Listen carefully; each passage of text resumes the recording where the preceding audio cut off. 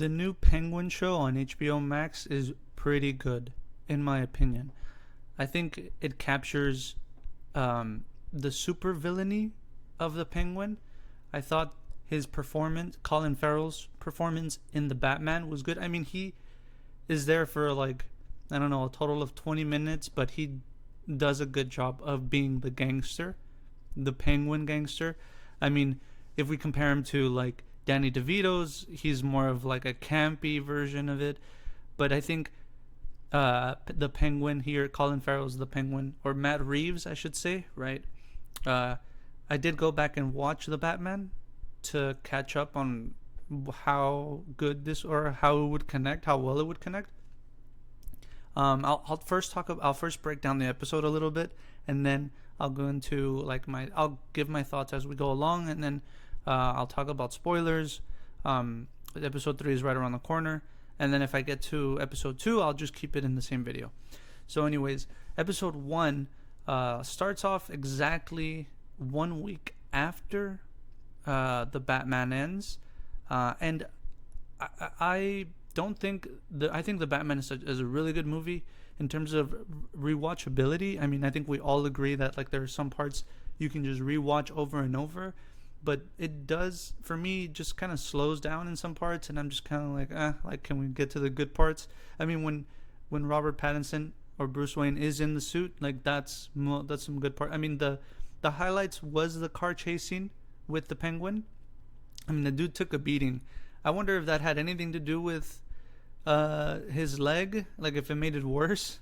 Because in the movie, he doesn't seem to be waddling as much, except here he waddles like he's a straight up Emperor Penguin. And I mean they did a really good job with the aesthetics of his fat suit and the way he like kind of just throws himself into the character. But the show picks up right a week after the events of the Batman. He goes back to his club. Was it Below Zero? And then he goes to his secret room where the Falcone and his crew would hang out to go pick up some documents and money and jewels or whatever, and runs into Falcone's son, Alberto, which kind of sets up that the Penguin is still not in any kind of position of power. He's still a lackey. He explains a lot that he always has made himself be a smaller, like he makes himself small in front of his bosses so that they can walk all over him, and he just moves on with his life. And so as he starts talking to Alberto has made it clear that he's got an addiction, or he's got problems with alcohol and drops. And as they're having a conversation and the Penguin has them all high and drunk, Alberto starts to make fun of him because the Penguin tells him a story about a gangster, about where he grew up. I think Alberto thinks he's lying. I think it's true.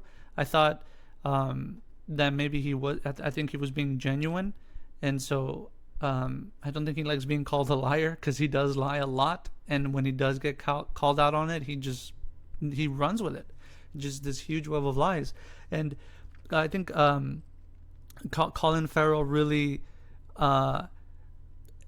emulates this mobster type of guy who works for someone else.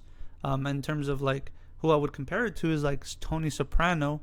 I mean, Tony Soprano doesn't start off as the head of the family, but he emulates a lot of this. I don't give a fuck. I'm this really tough guy on the outside, but then you get to know him a little bit, and he's a really soft dude. Like, he doesn't really talk about himself or his emotions unless, you kind of push him to the edge. And then when you do, unfortunately, what happened to Alberto, he shoots him up just for making fun of him, and he just couldn't handle it. So after he kills Alberto, he moves on to try and get rid of the body. But as he does so, he runs into a group of kids or teenagers trying to rob his Maserati, his plum Maserati, trying to steal his rims. And he runs into one of the teenagers, gets left behind, and as he's threatening to kill him, Oswald is threatening to kill the teenager. he seems to have a stutter. It's not just that he's afraid, but he's got a stutter or a speech impediment. And that kind of, like, the whole time, the tension did feel like he was going to just straight up murder him for just no reason. I mean, he's already murdered someone. Like, there's no reason not to just keep murdering this other person. Just keep it going. And then he agrees to help him with the body. As they go dispose of it, he's kind of just keeping an eye on him. And Victor, the teenager, he's still struggling. You can tell he's kind of thinking, like, how the hell do I get out of this situation? Like, I can't believe I'm in this situation. And Oswald makes comments about how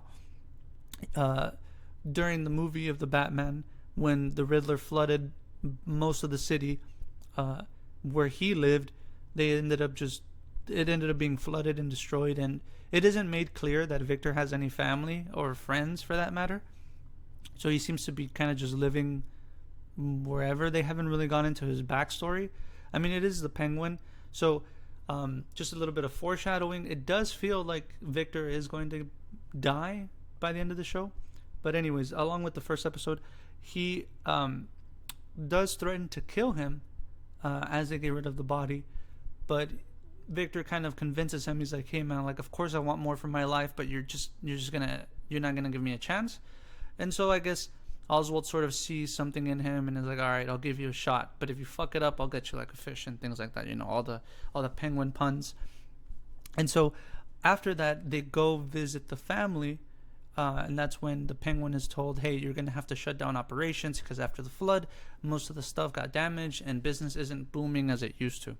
Would make sense because the areas that were mostly affected were the poor areas. And so, and there's a constant tension that, like, at any moment the Maronis throw him under the bus, he's gonna die, and then the show, like, I don't know where the show's gonna go from there.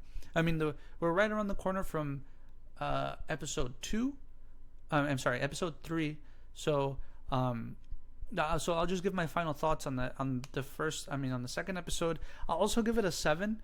I mean, don't get me wrong, I thought it was a good episode. But again, it's the rewatchability. Like, you can only tell a story so many times, and I think this being a one good limited series, from what I understand, I don't think there's going to be a season 2.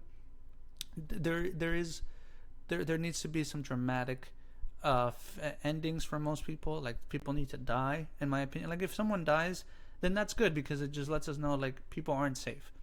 Like the Game of Thrones epidemic, right? When they first showed us that, like, no character is safe, like, that was the best part. So I hope they continue with this because that's really what's going on, and that's really what I think they should be doing.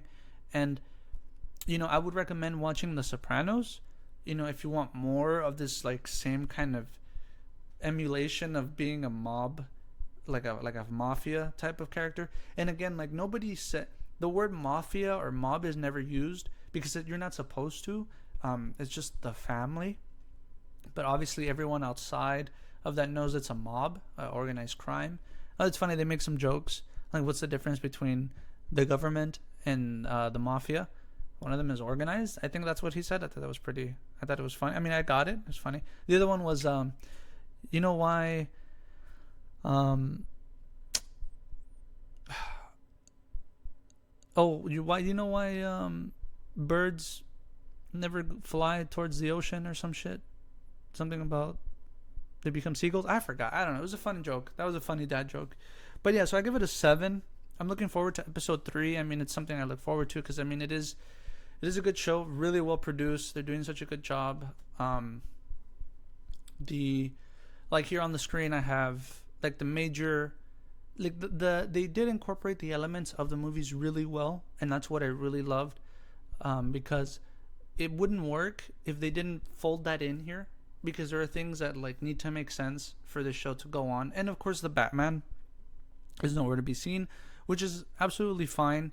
This is a show called The Penguin, and they need to make a show called The Joker. I mean, I haven't seen Joker 2, but I didn't hear good things, so, you know, hopefully I'll watch it and do a review on that. But I will be back and do episode 3 for the review. I appreciate everybody listening. I hope I didn't ramble too much. And I'll catch you guys next time. Peace.